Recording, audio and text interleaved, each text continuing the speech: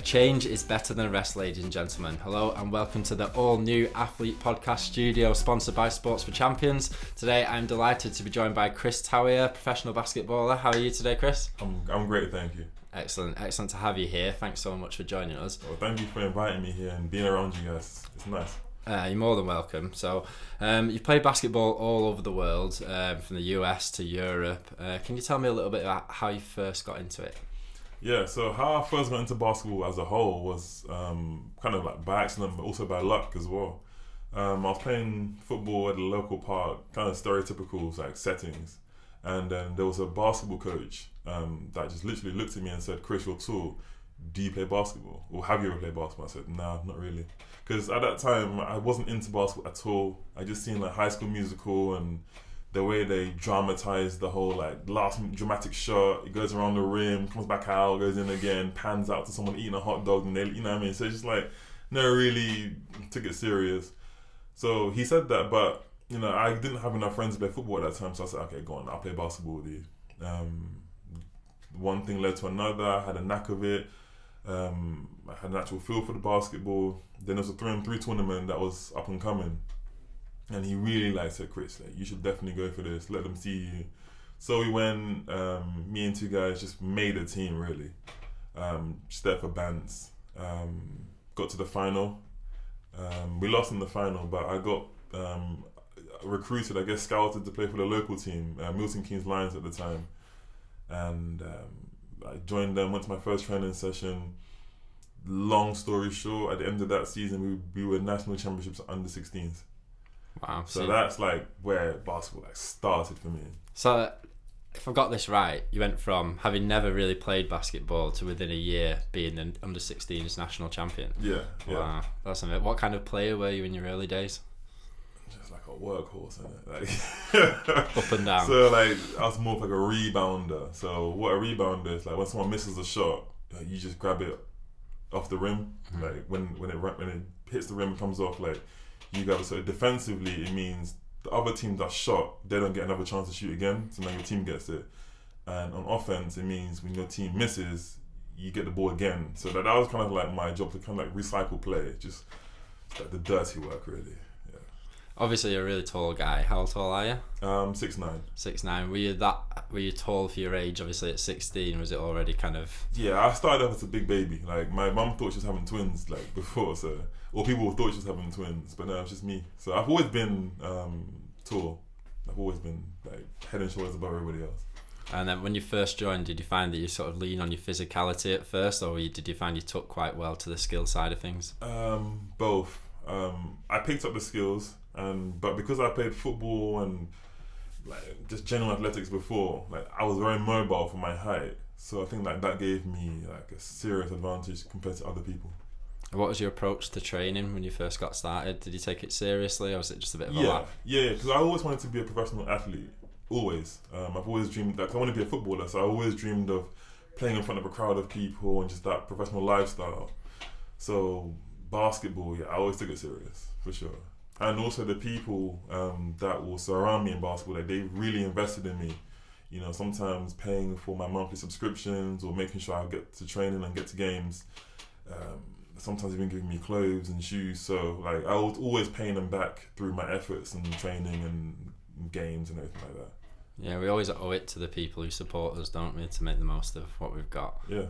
It's really close to home for Sports for Champions funding, and I know it's a huge worry for a lot of professional athletes about how they're actually going to get the money to make the most of their career. Mm-hmm. How big a challenge was that for you, particularly in the early days? Growing up, we didn't really have money like that. I mean, I think a lot of people in the country can relate to that. So paying an additional £30 or £40 a month for basketball was a challenge at times. But luckily, the people that were supporting me in basketball, they took that worry away from me, and it was just literally just focus on being the best player you can be, and just trying to pay them back tenfold. And that's what's happened. Unfortunately, there wasn't really a Sports for Champions then, but now that's kind of the gap that we look to sort of fulfill. How important do you think it is for a young athlete to be able to come and work at a place like Sports for Champions and, you know, fund their career without sort of straying from their sport? It's huge because it gets sometimes everyone's life circumstances are different, but it can get to the point where it's like, okay, do I carry on playing this, or do I do what's best for my family in terms of maybe another career or something? So it's like you can feel guilty choosing, like, you know, your hopes and dreams over maybe something like your family or, you know, whoever depends on you. I'm sure there's been maybe one or two male or female athletes that have had to make that tough decision and subsequently have to walk away from the sport. So for Sports for Champions having this available and, you know, supporting athletes in this way, I think it's a really, really, really beautiful thing that's happening and that you guys are doing. Definitely. So you were at Milton Keynes, and I believe not long after then you were kind of picked up by the England setup. Yes. So there was England tournament, like a regional, well, not a regional tournament, tournament in France, and I got selected to go. I don't think I played that great, but, you know, I was there. The experience was amazing, and that kind of really put me on the national map. So my dramatic rise and then winning the national championship at under 16, it's like, okay, who's this team? Who do they have? And then being invited to play for the regional England team and then the national England team is like, okay, who is this guy? Like, we've seen him here. You know, where did he come from? I got invited. So it allowed me to get invited to things. Got invited to a basketball camp called Adidas Next Gen Elite, where some US coaches were there, and that's where they saw me and offered me a scholarship to go to Iowa. How does that work? Did you get an email? Does someone come and grab you at the end of a game? So what it was the person who organised the event, I stayed with him overnight, and the coaches also stayed with him overnight. He was like the host, so he was really adamant that they should see me or I should be there. So it was like, I really want to impress these coaches, but I'm also like kind of living with them at the same time. So it's like, I don't want to be weird, but I want to let them know that, like, I really want to play for your school. I'll do anything it takes. So I slept on the couch and they slept in the rooms and stuff, and I just don't even know if I slept. And I just remember asking them before everyone went to bed, I was like, okay, so what things do you want to see from me do like the next day? And I just remember like them telling me, I was like reciting it in my head like a song or something. I was like, okay, they want to see this. Okay, they want to see this, and this. Then the day came, we just played like general games. I think they liked what they saw. Basically, just took me to the corridor and said, Chris, you know, we've seen you, got to know you. We do want to offer you a scholarship. I just think the rest, whatever he said after that, was like a blur. Bro. I don't remember a thing. Yeah. So yeah, it was literally a conversation, and then documents would be sent to you. You fill them out, send them back. Then at some point, you have an arrangement to go to the US Embassy, you know, to do all the formalities that way. So it took about, let's say, 4 to 6 months, but then it's just a waiting game of waiting for the school year to start and then being able to go to America. Who's that first phone call when you sort of get the idea that you're actually going to get the sponsorship? Scholarship. Scholarship. Nah, it's fine. I'm probably going to mess up with you things. No, it was a Facebook message. He said, Chris, come down to this event. There's going to be some US coaches there. And I was just like, okay, fine, I'm going to be there. Perfect. Like, I didn't even know the location. I'm just there. So it just started off with a Facebook message, then I met them in person, and then I think the head coach called me. And I was like, whoa, like, he's an international call, you know. So yeah, that was really cool. And what was your perception of US basketball at the time? I'd always seen like the high level college basketball, because that's what they show on TV. So I was familiar with it, but it's intense when you get there. Like, these guys go hard. Preseason, like, is hard. Just for people at home watching who might not be aware, the college game in America is not like the college game here. The college game is it's a professional league, isn't it? They'd much be like our teams that we have in football here would be the college teams in America. Yeah, it's very comparable in that way. Like the amount of training, you train every day. you train every day. The facilities are good. Like you really are just an unpaid professional. Maybe now they're changing it where you have like NIL deals and stuff like that. But in terms of the approach, like you have two jobs. You're a student, you're an athlete, and then you're also a student. So you're 18 when you went over to America. Yeah. What was the biggest culture shock? The biggest culture shock. I mean, the accent was always like, "Raw." I'm hearing this 24/7. I think the food is just like there's just so much of everything. Portions. Yeah, it's just so much of everything. Yeah, and then in terms of the level of basketball, obviously you first arrived. Was it Iowa that you went to first? Yeah, I went to a school in Iowa. It's called Iowa Central. And then how was the level there? Was it different to what you'd played previously? Yeah, like in respect to playing in England and to America, like just the talent level is a lot higher. So you don't just walk in there as the best player. Like you really got to push yourself. Like you can become like a top player within your team, but it's most of the time it's like you have to step up a notch.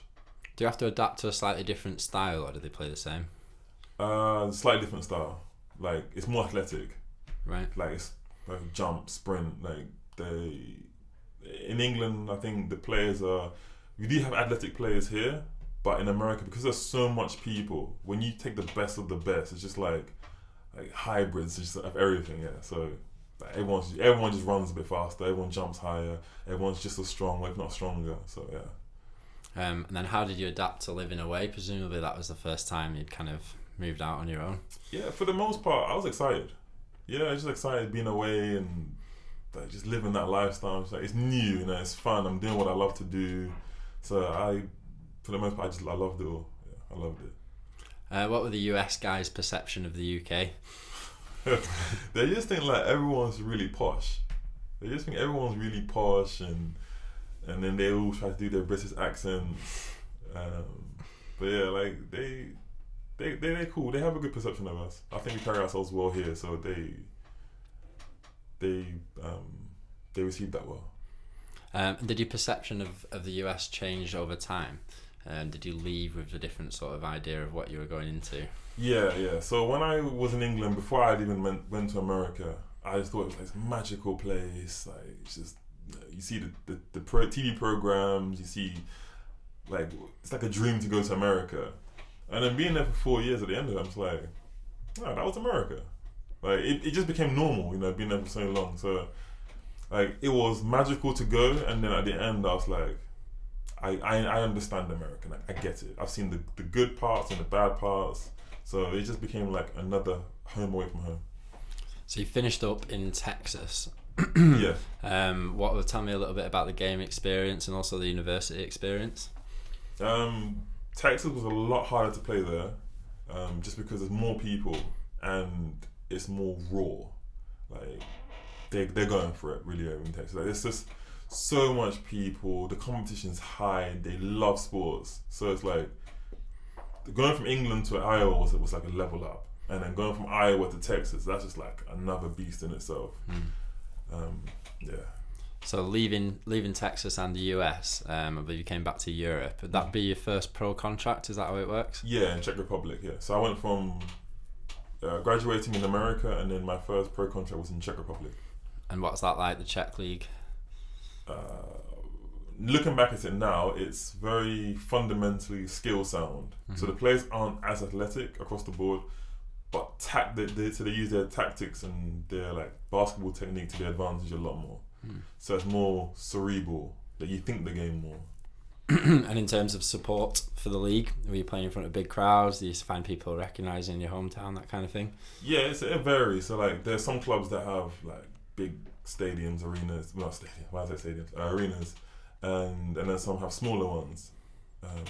But the passion of the fans are like they're serious. So like we played, like for example, it would be like the FA Cup.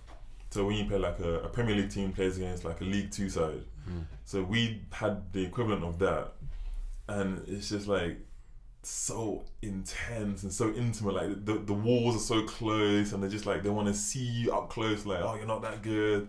Obviously saying it in their language, but it's just like they're really going for it. And it's like I've always watched that as like a football supporter. You always want to see like a big club go to like a small little football stadium, and you know, you're like, how do they compare to, you know, how do they handle that environment? So when it's you in that situation, you're like, oh wow, this is the, you know, the thing that I've always thought about, and like now I'm doing it. Do you play well under pressure? Yeah, I think I do. I think some of my best games have come in like big games, like finals and the games that matter. I've always been able to step up. I think it's really important, and I think especially at the top level of sport, we talk to a lot of athletes here, and we find that often they're not the most talented people, but it's the people who know how to perform when it matters most.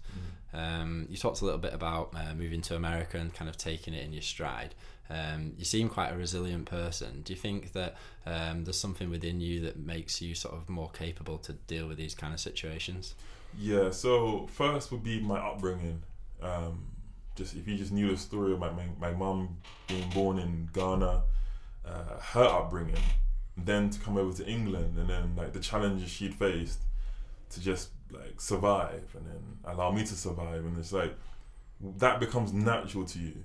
And then going from playing in England and then under 16s, and just going through the levels that the experience that you pick up along the way, it just becomes natural to you, you know, and that you see so much. So like going from Iowa to Texas and just seeing like the hunger in people, and like how like this is like their last ticket to like survive in life. You know, that becomes part of like your DNA as well. So you just take that on with you with life, really. Yeah, I was going to ask, do you think that being an athlete has made you a better person? Absolutely, and I also feel like it saved my life as well, for sure. When I say save my life, not as in like a gang crime way, but more so an academic way. I wasn't like in secondary school, high school in England, like I wasn't great with my grades. Like I think the highest I got was a C, and then I was doing like a BTEC course, which I passed. But if it wasn't for that, like I wasn't on any type of track to go to university. So basketball giving me a scholarship to go to America was like a second life. And I turned around and I was able to be an honor roll student. So when I do my talks to young individuals, like my motivational talks, that's like the body of what I talk about as well. Do you think your experience around Europe has made you more easy to acclimatise quickly to different situations? Yeah, it's made me unfazed now. Like I'm able to get on with people. It's made me I read people easy. I just more easygoing, because when you live in for example Czech Republic and you go to Austria, you see so many different faces. Like you have to become yourself. And then you can't change every environment you go to. So you just like, okay, look, this is me, this is how I am. So you kind of find yourself more, the more you travel. And also when you don't speak the language, you find other ways to understand and communicate. So I think I'm more well-rounded in my communication now. So I think I talk a lot more clearly. I explain what I'm trying to say a lot better than I probably would have if I hadn't travelled and I just spoke to the people that's in my like local geographic area. You touched on it slightly then around your mentorship. I know that you have started Elevate, which is essentially sort of a mentorship program, motivational talks program. Obviously, in joining Sports for Champions, you'll be delivering our workshops, but also in particular our self-esteem and resilience workshop. Can you tell us a little bit about the message that you're trying to get across for all this work?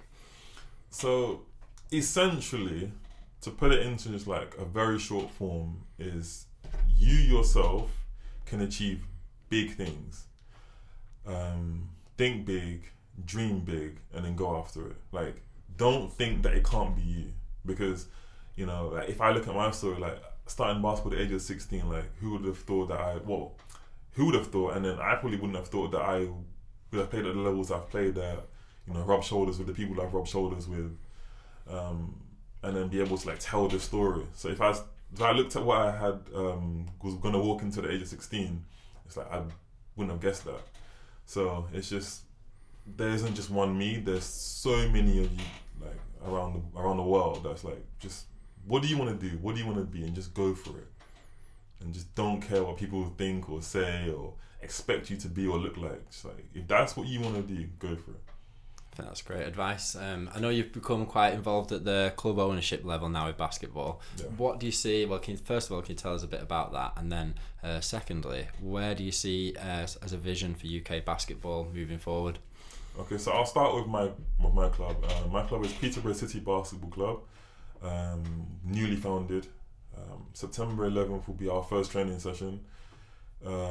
We home kids from age of 6 onwards.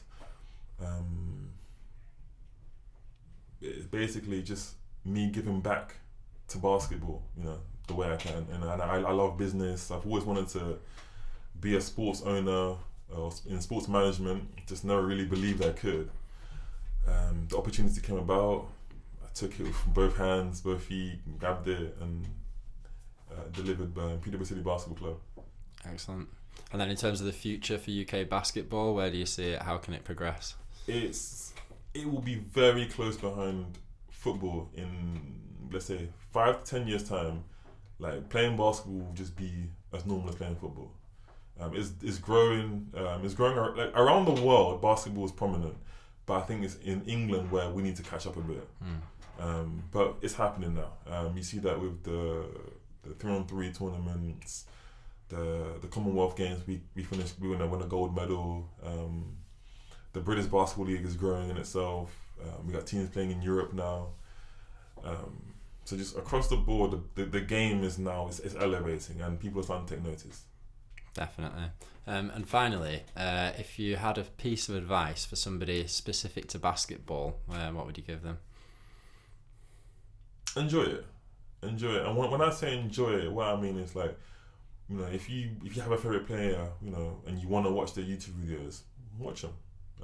If you just want to follow their Instagram, follow them. If you want to go play from 3 till 10, as long as you've done your homework, go and play. Like, just enjoy playing basketball, like, and just fully enjoy everything that it can offer you, and you'll just receive all the benefits that come with it.